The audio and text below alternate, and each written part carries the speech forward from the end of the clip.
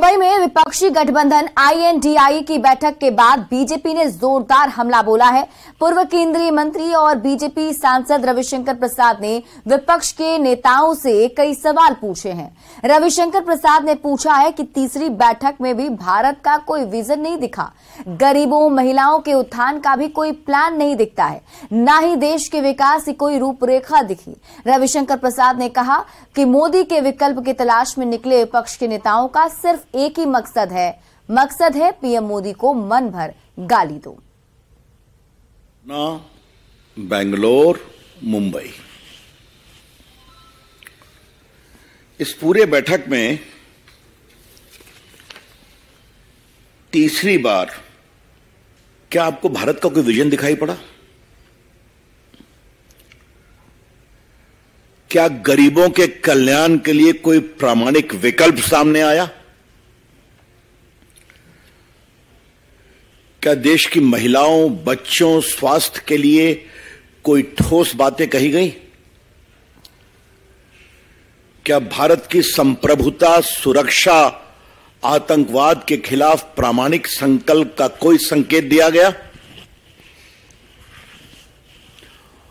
और क्या देश के विकास, ढांचागत और औद्योगिक विकास की कोई रूपरेखा प्रस्तुत की गई? ये लोग भारत में विकल्प की तलाश करने निकले हैं और इनकी पूरी कोशिश सिर्फ एक है, नरेंद्र मोदी जी को मन भर गाली पढ़ो। समस्तीपुर सिविल कोर्ट में 26 अगस्त को हुई फायरिंग मामले में पुलिस ने बड़ा खुलासा किया है। पुलिस के मुताबिक कोर्ट में पेशी के बाद जिस प्रभात चौधरी पर हमला हुआ था उसकी हत्या के लिए 60 लाख रुपए की सुपारी दी गई थी और इसकी प्लानिंग पिछले 1.5 साल से की जा रही थी। हत्या की साजिश के मास्टरमाइंड पूर्व मुखिया राम बाबू राय सहित 2 आरोपियों को गिरफ्तार किया गया है। अपराध और शराब के धंधे में वर्चस्व की लड़ाई में प्रभात चौधरी की हत्या की साजिश रची गई थी। मास्टरमाइंड राम बाबू राय आरजेडी का कल्याणपुर प्रखंड का अध्यक्ष भी है। इस मामले में आरोपियों की गिरफ्तारी के लिए पुलिस ने बिहार के अलावे झारखंड और दिल्ली तक में छापेमारी की। प्रभात चौधरी आर्म्स एक्ट को शराब के कारोबार के आरोप में जेल में बंद है और 26 अगस्त को पेशी के बाद उसकी हत्या के लिए कोर्ट परिसर में 3 शूटर ने उस पर हमला किया था। जो है वो 3 डायमेंशंस पे हुई थी।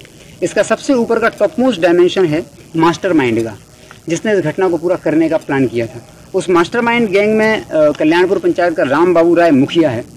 इस व्यक्ति की ये पूरी घटना की प्लानिंग थी और इसके साथी राय बहादुर, नीरज, इसका एक साथी है डब्लू, टिंकू, इन सब लोगों की ये सब पूरा जो गैंग है ये भी शराब का कारोबार। राम बाबू राय जो है मुखिया और इनके साथी, शराब का एक तगड़ा नेक्सस इनका है जो अब इसका उद्भेदन भी हुआ है। इसमें तय हुआ कि घटना कराने की सारी जिम्मेदारी राम बाबू ने अपने साथी गोलू, राम बाबू और डब्लू ने मिल करके अपने साथी गोलू को दी। गोलू जो कि रेपुरा का रहने वाला है, उसको जिम्मेदारी दी गई कि वो शूटर्स को बुलाए और इस घटना को अंजाम दे। इस घटना को करने के लिए 60 लाख की डील हुई थी। 60 लाख रुपए गोलू को मिलने थे, जो कि गोलू अपने अन्य शूटर्स में लेता और स्वयं को देता।